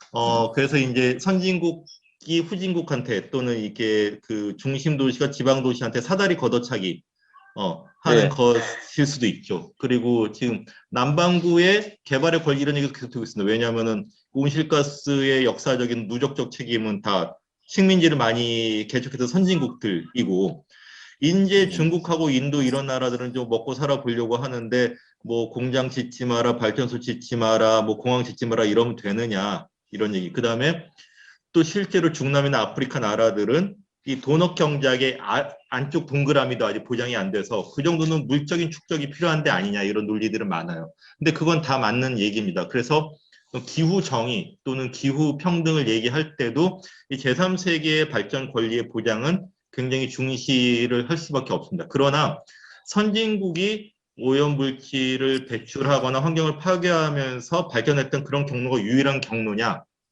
그건 아닐 수도 있다라는 거죠. 그래서 뭐 우리가 뭐 쿠바로부터 배울 게 있지 않느냐 그런 얘기도 많이 있었고, 뭐 옛날에 뭐 라다크에서 배우자 뭐 이런 것들이 많이 있었던 것처럼, 그다음에 실제로 이 이른바 선진국들 중에서도 이 물적 성장이 아닌 다른 어떤 질적인 어떤 성숙을 도모하는 나라들도 많이 있거든요. 그런 길을 찾아가는 나라들. 그래서 이제 GDP를 경제 목표의 제일 순위로 안 두고 여러 가지 참고 지표 중에 하나로, 대신에 인간 행복 지수랄지 뭐 이런 거를 같이 이제 하는, 또는 이 기후 예산에 대한 기후 영향 평가 이런 걸 한다든지 그렇게 잣대를 바꾸는 데들이 있기 때문에 이 유일한 길이다라는 얘기는 할 필요는 없을 것 같아요. 그러나 탄소 국경 조정 같은 것들도 미미합니다. 왜냐하면은 미국이 중국을 견제하기 위한 어떤 방편이라는 해석도 있어요. 그것도 맞습니다. 그러나 중국은 만만치가 않아요. 왜냐하면 중국은 세계 공장이기도 하지만은 가장 많이 재생에너지 보급량을 늘리고 에너지 효율화를 할 수 있고 지금 보여주고 있거든요. 그래서 지금 시진핑하고 바이든 사이의 어떤 패권 경쟁 속에서 오히려 기후변화 대응을 누가 열심히 하느냐, 이게 국제적인 어떤 위신이나 어떤 저거를 파워를 좌우한다, 이런 식으로 선순환을 할 수도 있기 때문에 복잡하긴 합니다만, 조변희 선생님이 제기하신 것들은 굉장히 중요한 이야기거리입니다. 그리고 지금 채팅창에 김진범 3254님이 써주신 거 보니까는 화물선이 물류에서 가장 많이 화석연료를 쓴다, 이런 얘기, 결국 국제 교육을 줄여야 할 텐데 이런 말씀하셨는데, 이건 조금 서로 확인을 해봤으면 좋겠어요. 그러니까는 수송 무게당, 톤당 그 에너지 소비량으로 보면 선박이 사실은 비행기는 물론이고 자동차보다 훨씬 적을 수밖에 없습니다. 그리고 어떤 개량 내지 개선의 여지가 있고요. 그러나 국제교육을 줄여야 되는 건 맞습니다. 우리가 지금 식량의 50% 이상을 또는 공유의 70% 이상을 과연 해외에서 들여와야 되느냐, 이거는 우리의 식량 안정성의 측면에서든 에너지 소비를 줄이는 측면에서든 굉장히 우리는 다를 수 있는 거죠. 아보카도는 특히 엄청나게 물하고 에너지를 쓰는 작물인데 우리가 사시사철 꼭 아보카도를 먹어야 되느냐. 옛날에 아보카도를 먹기 전에는 우리가 영양실조나 되게 삶의 질이 나빴냐, 이런 문제도 좀 제기가 필요한 것이죠. 그래서 국제교육도 줄이긴 줄여야 됩니다. 근데 국제교육을 줄이면은 항만사랑 또 이런 데는 뭐 먹고 사느냐, 이런 얘기 나오겠죠. 많은 게 전환이 필요합니다. 요컨대 제가 답변이 길어졌는데, 이런 복잡한 얘기들이라는 걸 인정을 하고 언론이든 국회에서든 낮밤 새워서 얘기를 해야 되는 거예요. 그래서 가덕 신공항 찬반이 문제가 아니라 특별법을 하고 말고가 아니라 이 탄소중립 2050 또는 지역 분권 또는 메가시티가 어떤 일이라는 거를 정말 국회의원이 시민들에게 알려주고 같이 고민을 하고 최적의 시간이 걸리도록 대안을 찾아 나가고, 그런 노력이 전혀 없었던 게 저는 안타까운 거고, 이게 이제 기후 온실가스를 얼마큼 줄일래, 어느 부분에서 줄일래, 누가 부담을 줄래, 이런 것에서도 자꾸 오라 나싱, 흑백, 누구는 피해, 누구는 이런 식으로 몰아갈까 봐 같이 좀 염려가 되는 점이 있습니다. 네, 질문하신 분들 뭐 답변 뭐 부족하시면 추가 질문하셔도 되고요. 예. 또 따로 자유롭게 뭐 그냥 말씀하셔도 됩니다. 예. 문서 없애시고요. 말씀하셔도 되고요. 그 아까 잠깐 그 시진핑 얘기하셨는데, 뭐 최근에 뭐 기사 보면 시진핑이 뭐 중국이 2060년도에는 뭐 탄소 중립을 하겠다 뭐 어쩌고저쩌고 뭐 그런 얘기가 많이 나오는데, 뭐 저거 뻥 아니야 뭐 이런 생각이 들거든요. 사실은 중국 저거 믿을 수 있어. 근데 아까 중국이 뭐 의미 있는 변화 뭐 그런 얘기 잠깐 하셨는데, 중국 상황이 어떤지 뭐 좀 그런 얘기들이 좀 희망이 진짜 있는 건지 좀 궁금합니다. 현실적으로 희망이 가능한지. 있다기보다 중국에서 희망을 못 만들면 인류한테 희망이 없죠. 절대적인 제일 다 배출국이기도 하고, 근데 또 중국 정책은 제가 오늘은 주로 한국 정부를 많이 흉을 볼 수밖에 없지만, 이 청와대에서 이러자 저러자 해서 뭐가 바뀌거나 새로 만들어지거나 그러질 않거든요. 중국은 당이 결정하고 이 양회 전인 대회에서 결의가 되려면은 어마어마한 사전 작업과 내부 토론과 검토가 있게 되는 거고요. 또 그렇게 한번 결정이 되면은 중국 인구가 지금 몇 명이죠? 13억? 10몇 억이 정말 움직입니다. 그걸 위해서. 예, 홍군도 움직이고요.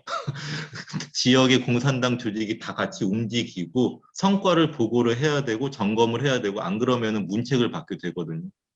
그게 좋든 나쁜 체제가 우리랑 체제가 다른 것이고 그게 뭔가 기동적이고 전체적인 뭐를 할 때는 유리하거나 오히려 필요한 점이 있을 수가 있는 거죠. 그래서 지금 이 고비 사막을 녹화를 하고 풍력하고 태양광을 이만큼 하고 원전도 늘어나고 있지만 오히려 덜 늘어나고 있는 거거든요. 이 모든 차이가 사실은 그런 어떤 특성, 중국의 특성 때문에 비롯되는 것이죠. 그리고 시진핑도 그걸 잘 알기 때문에 자기 고향, 시안이 자기 고향인데 거기서 뭐 이렇게 이 뭡니까? 벨트 사업. 뭐죠? 그 실크로드. 일대 그렇죠. 1대1로 이런 걸 어마어마하게 하면서 어마어마하게 석탄 화력 발전소랑 초고층 아파트가 들어서고 있기도 하지만 이 중국 전체로 보면은 뭐 녹색 경제 또는 온실가스 저감으로 확연히 움직이고 있는 게 분명합니다. 그래서 우리가 아우 중국 저 미세먼지, 중국은 저 짝퉁 제품, 중국은 저 뭐 항생제, 뭐 저 물고기 이런 식으로 중국 흉보고 있을 때 우리는 진짜 뒤처지게 될 수도 있습니다. 여하튼 우리는 미국하고 중국하고 유럽이 기후변화에 열심히 대응하는 선순환의 패권 경쟁을 하기를 한편으로 바라야 되는 것이고 또 한편으로는 우리나라 같은 우리나라처럼 부진한 나라도 있다는 핑계 못 대도록 우리도 너희들은 더 열심히 해, 우리도 열심히 해라고 좀 기후위기 대응에서 보여줘야 되는 거죠. 그래야지 우리나라 국민들도 또 중국하고 미국 저렇게 열심히 하는데 한국 정부는 뭐 하는 거야? 또 한국 정부도 열심히 해, 우리도 열심히 할게. 이렇게 가야지 뭔 일이 되는 거겠죠. 네. 또 없으신가요? 제가 오늘 저희 토론 많이 할 거라고 1시간만 해달라고 그렇게 말씀드렸는데 이러면 제가 입장이 좀 곤란해지는데.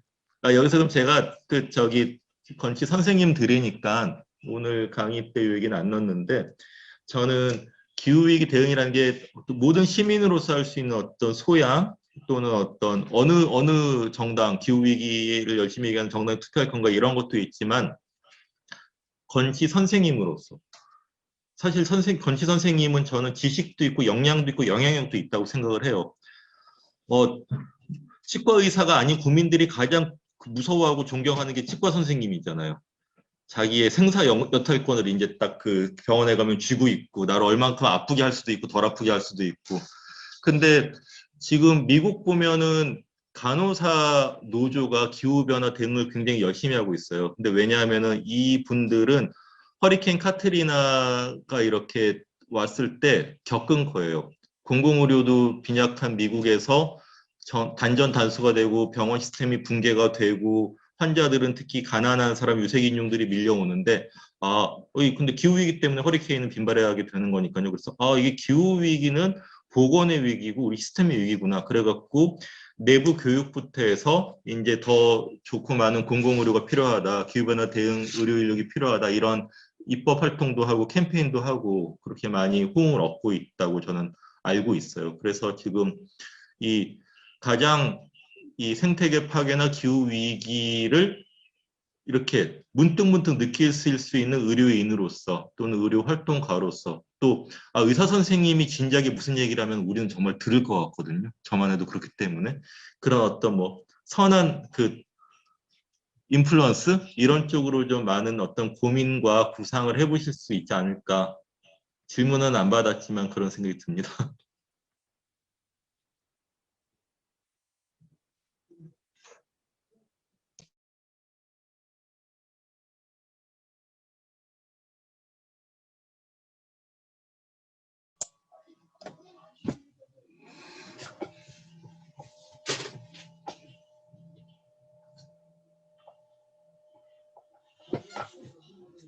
너무 조용한데요.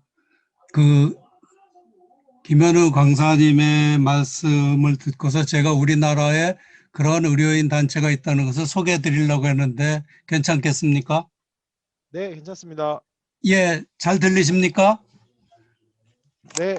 예, 저는 이제 줌 미팅이 좀 서툴러 가지고 언어라고 그래 가지고 잘 들리는지 모르겠는데 지금 뭐 말씀 잘 들었습니다. 근데 지금 김현우 강사님 말씀대로 의료인들이 모여서 환경을 갖다가 지키고 개인 건강과 나라의 건강 지키고자 하는 의료인 모임, 그 베지닥터라는 모임이 있습니다. 그 아시는 선생님들은 아실 테고 저는 그 베지닥터를 창립할 때부터 같이 한 사람으로서 지난번 우리 줌 미팅에서도 말씀드린 바와 마찬가지로 개인이 실천함으로써 기후위기를 갖다 해결할 수 있는 것, 이런 것을 갖다가 해결하기 위해서 의사, 치과의사, 한의사, 수의사 이렇게 모여가지고 이제 채식, 비건에 대해 가지고 할 수 있는 일, 그리고 이것이 나라뿐만 아니라 전 세계의 위기를 구할 수 있겠다 해가지고 2011년부터 노력한 그런 단체가 있습니다. 그리고 그 부분에 대해서 어떤 질문이나 어떤 의견이 있으면 베지닥터.org에 들어가시면은 많은 자료가 있으니까 참고하시면 참 좋습니다. 네, 감사합니다. 이용재 선생님께서 예전부터 계속해서 베지닥터에서 열심히 일하시고 뭐 건치신문에도 많이 소개도 되고 저희가 잘 알고 있습니다. 예, 그동안 노력 감사하고요. 따로 뭐 질문이나 뭐 1시간 반 정도 됐으니까 제가 제 경험상 온라인은 1시간 반이 한계더라고요. 여기서 마무리하는 걸로 하고요. 저희가 이 강의 준비하면서 뭐 저희 집행부내에서 한 얘기 중에 하나가 과연 치과 의사가 이걸 왜 해야 되는가에 대한 의문이 있다. 이거에 대한 좀 대답이 됐으면 좋겠다 이런 얘기를 했었는데 아까 김현우 강사님께서 선한 영향력 뭐 그런 얘기를 하셨거든요. 좀 그런 얘기로 오늘 강의를 준비했고 앞으로도 좀 이런 환경에 대해서 기후위기에 대해서 건치가 그리고 치과 의사들이 좀 노력해야 된다는 그런 것들에 대해서 좀 대신하는 그런 말이 됐으면 좋겠고요. 앞으로도 계속해서 좀 뭐 올해가 지금 벌써 탄소가 작년 김영 선생님께서 7%가 줄었다고 했는데 이미 탄소 배출량이 거의 리바운드 됐다는 기사가 나오더라고요. 그래서 좀 계속해서 이제 경제 다시 뭐 빛을 올리는 뭐 그런 것들이 있는데 당연히 경제도 좋아야겠지만 기후위기 관련해서 굉장히 올해가 굉장히 거의 힘든 마지막 기회가 아닌가 마지막 기회는 아니겠지만 좀 남아있는 기회 중에 하나가 아닌가 싶습니다. 그래서 건치도 굉장히 노력할 테니까 회원 여러분도 많이 봐주시고요.